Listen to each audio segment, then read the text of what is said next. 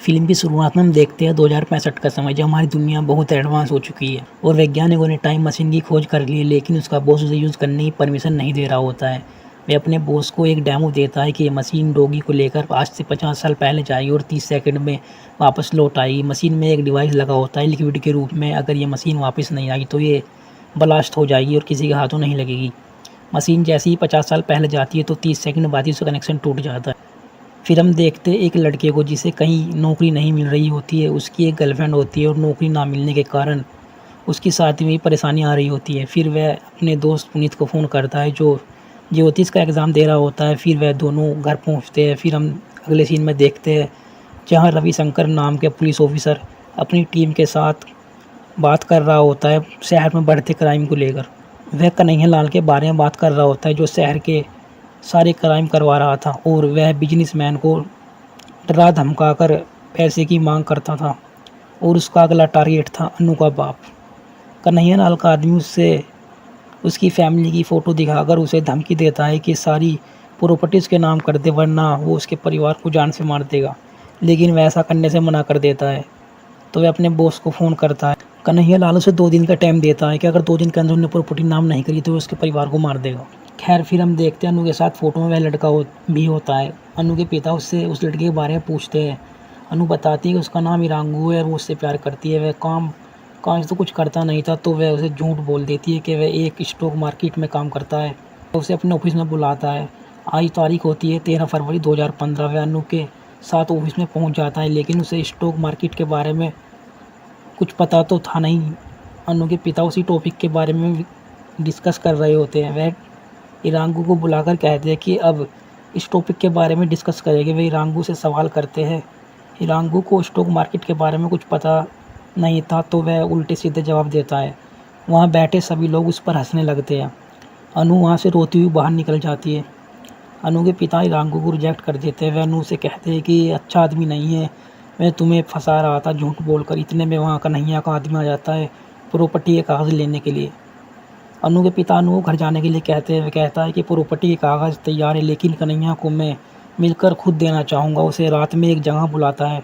फिर हम एक इंजीनियर को देखते हैं जिसने एक गाड़ी बनाई है जो उसके बोलने पर चलती है। सारी टेस्टिंग सही होती है तो वह काफ़ी खुश होता है। वह अपनी गाड़ी टेस्टिंग करने के लिए बाहर ले जाता है, जहाँ ट्रैफिक पुलिस उसे ऐसा करने से मना कर देती है। रात में अनु का बाप प्रॉपर्टी के कागजात लेकर कन्हैया लाल की बताई जगह पर पहुंच जाता है, लेकिन उसे कागजात देने के लिए नहीं बल्कि पुलिस वाले से पकड़वाने के लिए। पुलिस झाड़ियों में छिपी रहती है। कन्हैया लाल का कुत्ता भौंकता है तो उसे पता चल जाता है। कन्हैया अनु के बाप पे फायरिंग करता है, लेकिन वह बच जाता है। कन्हैया वहाँ से भागता है। पुलिस उसका पीछा कर रही होती है। कन्हैया की कार खराब हो जाती है तो वह पैदल भागने लगता है। वह अपने कुत्ते के साथ था, लेकिन उसे कुत्ते की जंजीर कहीं फंस जाती है और फिर जैसे ही वह खंडर में पहुंचता है तो पुलिस उसे गन पॉइंट पर ले लेती है। कन्हैया चुटकी बजाता है, लेकिन इस बार उसका कुत्ता नहीं आता क्योंकि वह तो फंसा हुआ था। तो कन्हैया चाकू निकालकर हमला कर देता है तो पुलिस पलटवार में उस पर गोली चला देती है और कन्हैया लाल मर जाता है। खैर उसी रात इरांगू और उसके दोस्त को देखते हैं जो नशे में दूध घर आ रहे होते हैं। साथ ही वह कार की टेस्टिंग कर रहा होता है। पुनीत को कार के पीछे 2 आदमी बाइक पर आते हुए दिखते हैं, लेकिन जैसे ही पीछे देखता है तो उसे कुछ नहीं दिखता। एक बाइक वाले की वजह से इंजीनियर और पुनीत की कार का बैलेंस बिगड़ जाता है और दोनों की कार पलट जाती है। वे तीनों कार से बाहर आकर बैठ जाते हैं। इंजीनियर अपना नाम बॉस बताता है।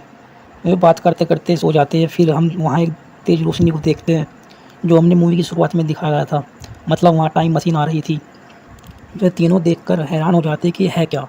वह मशीन वापस इसलिए नहीं जाती क्योंकि बॉस ने वह लिक्विड निकाल लिया था और पुनीत मान ही नहीं रहा था कि ये लिक्विड बम है। वह उसे फेंक देता है और वह ब्लास्ट हो जाता है। बॉस उस मशीन में बैठकर गायब हो जाता है। थोड़ी देर बाद वह वापस आ जाता है। इरांगू और पुनीत डर जाते हैं। उन्हें समझ नहीं आ रहा होता है कि हो क्या रहा है, लेकिन बॉस समझ चुका था कि ये टाइम मशीन है, लेकिन वह यकीन नहीं कर रहे होते हैं। तो वह उन दोनों को बिठाकर उसी जगह में साल 2010 में ले जाता है जहाँ उसकी गाड़ी भी नहीं होती है।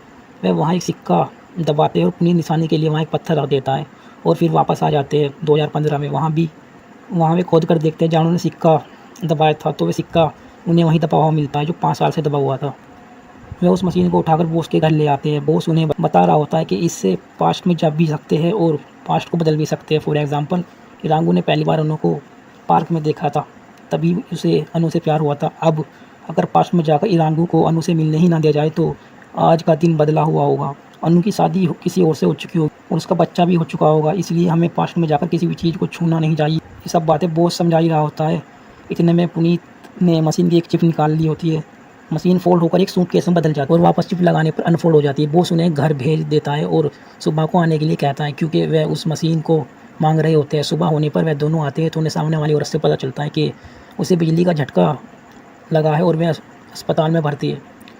तो वे जैसे ही हॉस्पिटल जाते हैं तो उन्हें पता लगता है कि वो कोमा में जा चुका है और वापस आने पर उसकी याददाश्त भी जा सकती है। वह दोनों बॉस के घर आकर ताला तोड़कर वह अंदर घुस जाते हैं और वह टाइम मशीन से पास्ट में जाते हैं जब बॉस को शौक लगा होता है। उससे पहले ताकि बॉस को शौक लगने से बचाया जा सके, वे देखते हैं कि बॉस उनकी बुराई कर रहा होता है और वह पास्ट में जाकर जब वे इन दोनों से मिला था उस समय को बदलना चाहता था ताकि मशीन में खुश रख सके। और इरांगू और पुनीत टाइम में वापस आते हैं और मशीन को लेकर अपने घर चले आते हैं। अब सोचते हैं कि अब इस मशीन का वे क्या करेंगे। तभी उन्हें एक आइडिया आता है कि वे पास्ट में जाकर बहुत सारा सोना खरीद लेंगे, और क्योंकि उस टाइम पे सोना काफ़ी महंगा था, और वापस टाइम में आकर उसे बेच देंगे। ऐसे वे अमीर हो जाएंगे।